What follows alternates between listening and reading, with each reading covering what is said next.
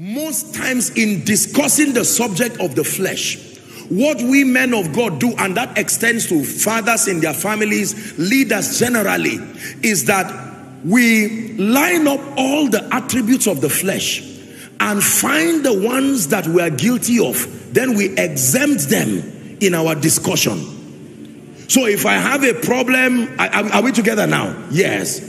If you have a problem with stealing and money, and you have collected money from politicians, when I'm hammering on the issue of flesh, I will nicely dodge away the issue of corruption and lash out on things like immorality and the rest and say, be a person of character.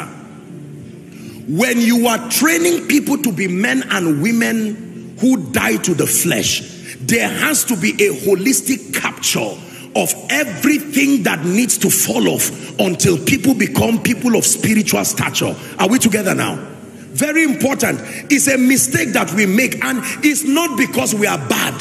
It's just that sometimes we are weak as men. So when you have an issue, maybe issue of morality and whatever, when you are dealing with issues of flesh, you will hit issues of pride, issues of bribery, and just brush away the weightier matters. That is how many people have been addressing the issue of the flesh. That is why believers have not been empowered to deal with it. Watch this.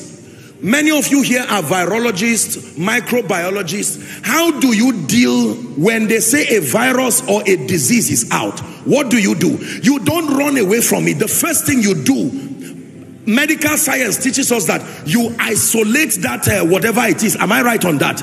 And you begin to study its operation. You now study, if this is a virus, how does it work in the human body?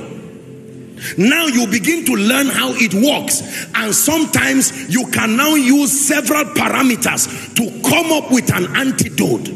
Running away from the reality of that virus will not cure it. When the pandemic came, many people were, as much as we were having social distance, there were people who were close to the COVID themselves. They had to be close to it to come up with a vaccine. Is someone learning now? So just talking about the issues of the flesh and running away from it without examining the intrinsic nature of man and looking at a scriptural solution that provides victory, we will only be programming casualties again and again and again. The Bible already comes to the conclusion, to the hearing of all, that man, unassisted by God, has tendencies you are not even aware of.